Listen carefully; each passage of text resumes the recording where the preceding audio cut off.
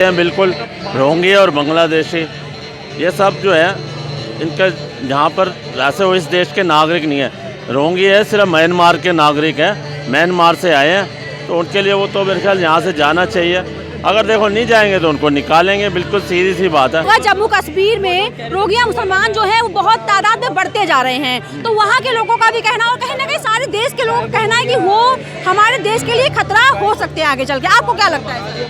देखो जी, अगर खतरा तो हो सकते हैं बिल्कुल रोहिंग्या और बांग्लादेशी, ये सब जो है इनका जहाँ पर वैसे वो इस देश के नागरिक नहीं है। रोहिंग्या है सिर्फ म्यांमार के नागरिक हैं, म्यांमार से आए हैं, तो उनके लिए वो तो मेरे ख्याल यहाँ से जाना चाहिए। अगर देखो नहीं जाएंगे तो उनको निकालेंगे, बिल्कुल सीधी सी बात है। हाँ, हमारे जो देश के असली मुस्लिम हैं, जो वहाँ के जो यहाँ आज़ादी के टाइम रह गए थे, उनके बच्चे हैं, उनके बच्चों के बच्चे हैं जो 1947 से रह रहे हैं, मतलब वो जो रह रहे हैं उनके बच्चों के बच्चे, वो सब वो इस देश के असली मुसलमान हैं और उनको उनका हक नहीं।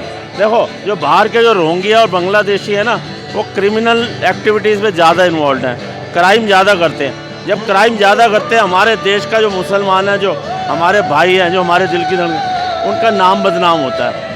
ये भी कहना कि वो इलीगल रह रहे हैं हमारे देश में, और जो उनको यहाँ पे पनाह दे रहा है वो भी कहीं ना कहीं गुनाहगार है। बिल्कुल, जो देखो पनाह दे रहे हैं वो गुनाहगार हैं। पनाह किन्होंने दिया? हमारे से जो भी पहले जो विपक्षी पार्टियाँ जो पहले गवर्नमेंट रही हैं वहाँ पर उन्होंने दिया। उन्होंने हमेशा तुष्टिकरण की राजनीति किया। पहले चीफ मिनिस्टर जितने भी आए हैं वो पहले कौन थे? फारूक अब्दुल्ला मुफ्ती, और जो महबूबा मुफ्ती है, उमर अब्दुल्ला, ये सब सारे चीफ मिनिस्टर रहे हैं और इन्होंने इनको पनाह दिया। आपको पता है इन्होंने एक रोशनी एक्ट निकाला था, रोशनी एक्ट के अंदर इनको ज़मीन जो है ना कौड़ियों के भाव दी है। और कहाँ दी है? जम्मू के।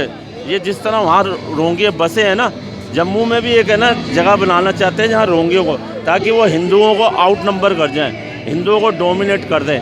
तो इसलिए वहाँ पर वो पनपने नहीं दिया। नहीं तो ज़मीन है तो इन्होंने बहुत दिया और इन्होंने कौड़ियों के भाव दिया।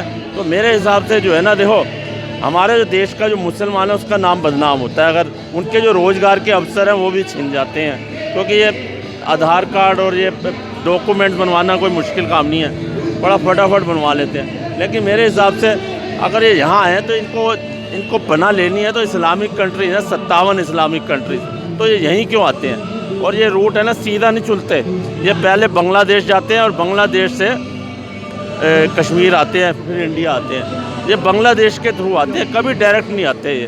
अच्छा सर, हमारे देश के जो लोग हैं, मतलब जो ऊंची पदवी में हैं, जिन्होंने रोहिंग्या मुसलमानों को पनाह दी है, वो क्या सोच करके यहाँ पे उनको रख रहे हैं? क्या सोच के रख रहे हैं? हाँ। वोट बैंक की राजनीति है और क्या है? वोट बैंक की, वो यही सोच रहे हैं आज ये इतने हैं, आज अगर आज 50 लाख हैं, कल करोड़ बनेंगे, करोड़ से 8 करोड़ बनेंगे।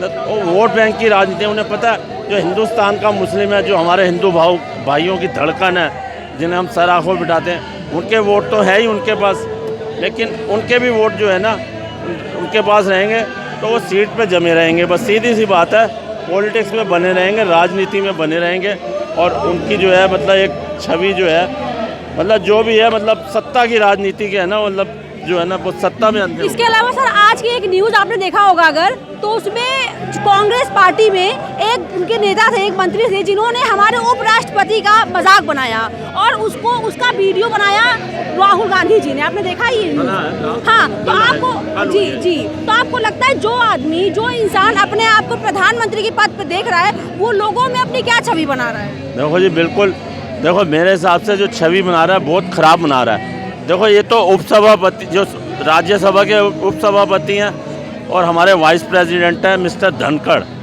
उनकी इन्होंने क्या किया, मिमिक्री की है, ठीक है। और मिमिक्री करने वाला कल्याण बनर्जी था टीएमसी का, और उन्होंने वीडियो बनाई है उसकी, तो इसका मतलब वो भी इन्वॉल्व है। जो बंदा, बात सुनो, जो प्रधानमंत्री को जेब कतरा बोल सकता है, जो आपको पता है नवंबर में जलोर के अंदर, राजस्थान के अंदर इन्होंने एक मीटिंग करी थी, रैली करी थी, प्रधानमंत्री को जेब कतरा बोला था, और आज हाई कोर्ट ने टिप्पणी दे दी थी ये बात गलत है।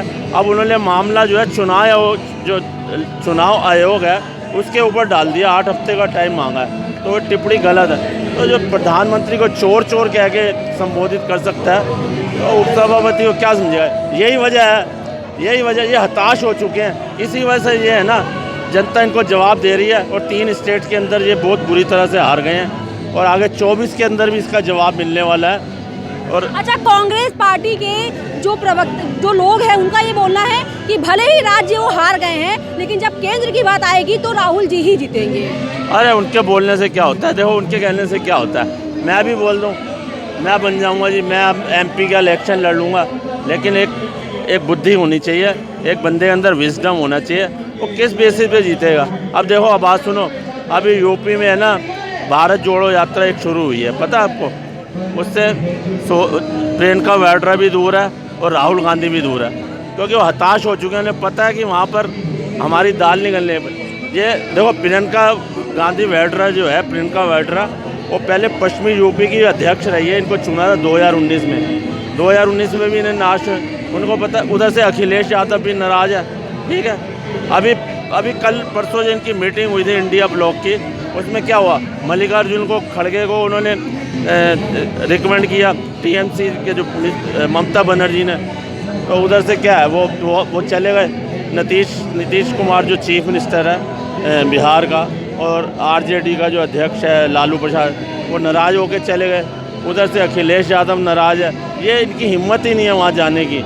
अब इनका मोह भंग हो चुका है, पार्टियों का, जितनी भी पार्टियाँ, सबका मोह भंग हो चुका है।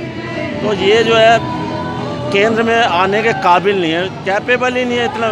ठीक है, देखने में बड़ा स्मार्ट है, हीरो है, पढ़ा लिखा भी है, बहुत अच्छा है, लेकिन कहीं ना कहीं इसकी बुद्धि की थोड़ी सी वो है, बच्चों वाली। सर, मेरा सवाल सेम आपसे भी है। जो हमारे देश में रोहिंग्या मुसलमान इलीगल तरीके से रह रहे हैं, आपको क्या लगता है वो हमारे देश के लिए खतरा साबित हो सकते हैं आगे चल के? नहीं होंगे, क्योंकि वो आए हुए बांग्लादेश से लेके आए थे, बसाने के लिए लेके आए थे।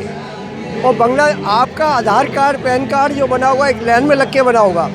कलकत्ते यहाँ से आके उनका डिवाइड भी किया गया है। और कलकत्ते में क्या हुआ था कि घर घर जाके बना है। आप तो लाइन में लगी होंगी मैडम, बाकी उनका नहीं लगे। मतलब खतरा नहीं बन सकते आगे चल के? सारी वोट बैंक की राजनीति थी और तुष्टीकरण की राजनीति थी, क्योंकि कश्मीर के अंदर ये नहीं चाहते थे कि दूसरा पक्ष आके बसे। उनको ये वोट का बैंक का पूरा काम करना चाह रहे थे, सारा कुछ यूज़ करना चाह रहे थे, आतंकवादियों के साथ में सपोर्ट करना चाह रहे थे। तो यही है। तो अभी तो ये देखा, संज्ञान ले लिया गया है और बहुत ज़्यादा खाली होने जा रहा है। और पुलिस की पूरी इंक्वायरी चल रही है, घर घर जाके उनका जो है पूरा छापा पड़ रहा है, किसके क्या निकल रहा है क्या नहीं है। और पुलिस ने भी जो है, वहाँ की डिफेंस और गवर्नमेंट ने भी रास्ता दिखा दिया है। काफ़ी लोग चले भी गए हैं और धीरे धीरे 1 बाय 1 करके साफ हो चले जाएंगे।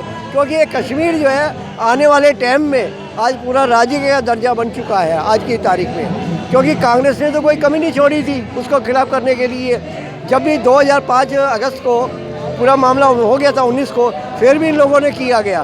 बाद में 23 याचिका लगाई गई थी और याचिका लगाने के बाद में क्या हुआ, अब वो सुप्रीम कोर्ट ने क्लीन चिट दे दी। तो अब ये पूरी तरह से, क्योंकि अब जो है बिजनेसमैन, इंडस्ट्री वाला, हर फाइनेंस वाले सब जाके जाएंगे, काम करेंगे, इंडस्ट्री खुलेंगे, अच्छे अच्छे मॉल बनेंगे, कॉलेज यूनिवर्सिटी बनेंगे, एम्स बनेंगे और बनने की भी तैयारी हो चुकी है।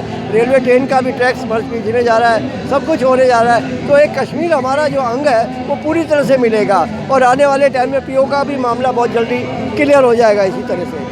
धन्यवाद सर। इस तरह के और भी वीडियोज़ देखने के लिए हमारे YouTube चैनल मीडिया फाटक पर विजिट करें।